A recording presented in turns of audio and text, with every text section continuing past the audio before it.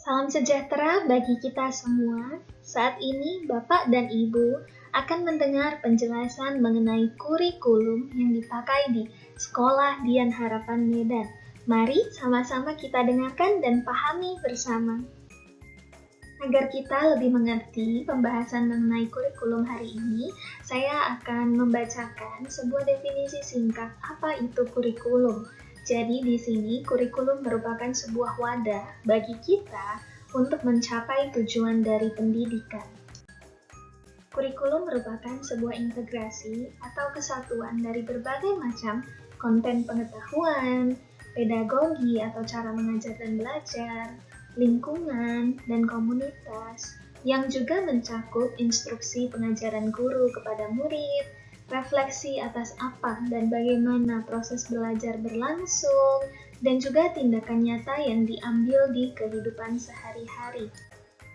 Kurikulum kami memiliki banyak elemen yang dapat Bapak Ibu baca di sini, dan setiap elemen tersebut berfungsi seperti sebuah penopang bagi rumah yang adalah pendidikan di SDH Medan. Kesatuan kerangka kurikulum yang dianalogikan sebagai sebuah rumah ini menjadi panduan untuk proses belajar mengajar yang ada.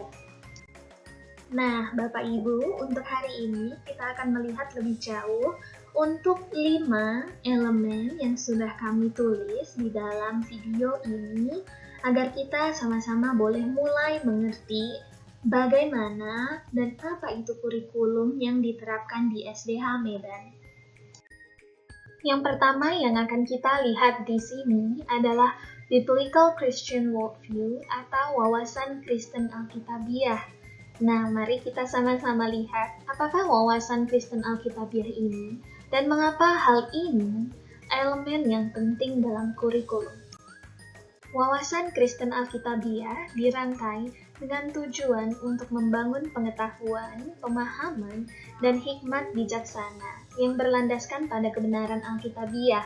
Bapak Ibu dapat melihat hal ini tersemat ke dalam setiap pelajaran yang ada, khususnya akan sangat terlihat pada topik ilmu pengetahuan sosial maupun ilmu pengetahuan alam yang ada.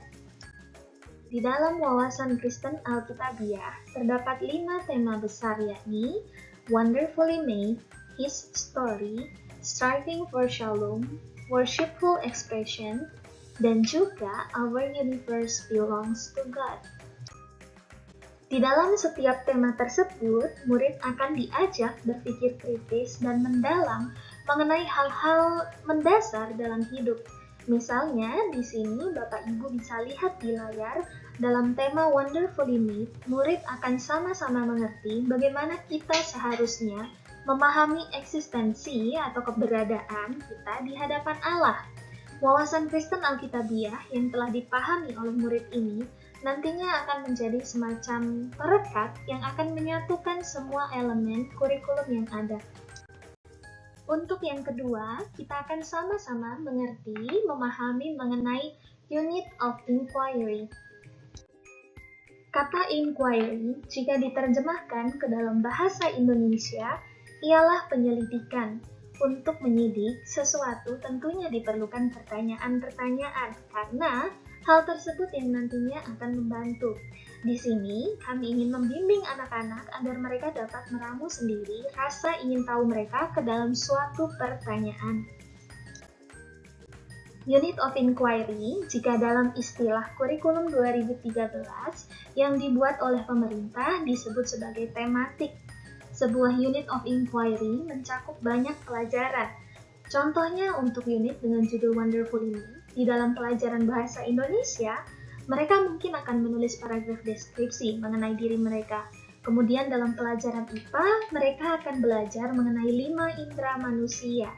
Dalam pelajaran bahasa Inggris, mereka mempresentasikan tentang biodata diri mereka. Dan di pelajaran art atau seni rupa, mereka menggambar potret diri sendiri. Dan mungkin masih banyak lagi ruang untuk integrasi dengan pelajaran lainnya. Bisa saja di pelajaran seni musik maupun pelajaran olahraga.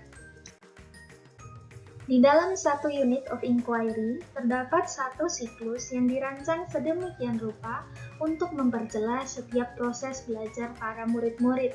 Dimulai dengan tuning in untuk menarik murid kepada tema sehingga mereka tertarik.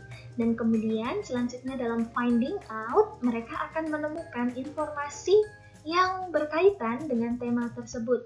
Di sorting out, mereka akan mengumpulkan data itu dan mengolah data tersebut. Kemudian di going further, mereka dapat mencari tahu lebih lagi. Dan pada yang kelima, yaitu making conclusion, mereka akan menyimpulkan temuan mereka untuk menjawab pertanyaan yang telah mereka rumuskan sendiri di awal pembelajaran. Dan akhirnya, di bagian taking action, mereka mengambil tindakan nyata sebagai respon atas apa yang telah dipelajari. Di sini Bapak Ibu dapat melihat ada gambar seorang anak murid ya. Jadi anak murid ini memberikan makanan sehat untuk salah satu pekerja di gedung sekolah setelah mereka mempelajari mengenai tubuh manusia dan bagaimana cara menjaganya. Di nomor 3, kita akan membahas mengenai enduring understanding. Enduring understanding diterjemahkan menjadi pemahaman sepanjang hayat. Pemahaman sepanjang hayat ini menyimpulkan konsep dari berbagai pelajaran yang ada dan membawa pelajaran untuk tidak hanya berkutat di kelas, tetapi lebih daripada itu. Nah, Bapak Ibu, mengapa pemahaman sepanjang hayat ini penting? Karena melalui hal ini, pembelajaran akan menjadi penuh arti bagi para murid, dan ketika pemahaman ini berarti, maka akan dapat bertahan lama di dalam benak masing-masing murid, sehingga hidupnya pun dapat berubah ke arah yang lebih baik setelahnya. Sebagai contoh, untuk unit tematik mengenai hewan dan tumbuhan, pemahaman sepanjang hayat yang kami ingin capai bersama para murid di sini tertulis, Tuhan telah menyediakan kebutuhan untuk bertumbuh dan berkembang bagi semua makhluk hidup. Menyambung bagian ketiga mengenai enduring understanding, maka kita akan berpindah ke bagian yang keempat, yakni mengenai essential questions. Untuk membimbing anak-anak murid mencapai enduring understanding, maka disediakanlah essential questions. Guru akan membimbing anak-anak untuk menciptakan essential question mereka sendiri terhadap unit yang berlangsung. Ketika nantinya semakin besar jenjang kelas anak murid, maka akan semakin sedikit pula campur tangan guru dalam pembentukan essential questions ini.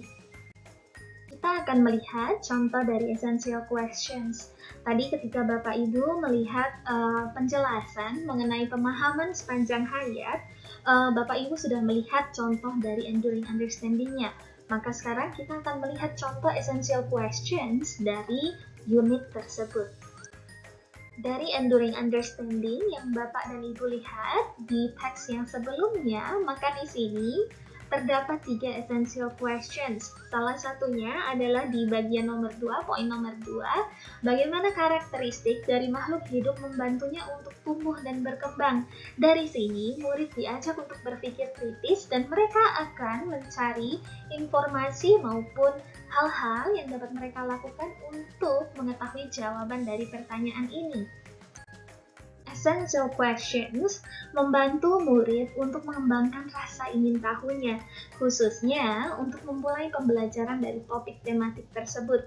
Ketika Bapak Ibu melihat anak-anak sudah tertarik di awal, maka mereka biasanya akan sangat excited, akan sangat tertarik untuk meneruskan pembelajaran dalam satu topik tersebut. Bagian kelima dari apa yang akan kita ulas mengenai kurikulum hari ini adalah assessment atau penilaian.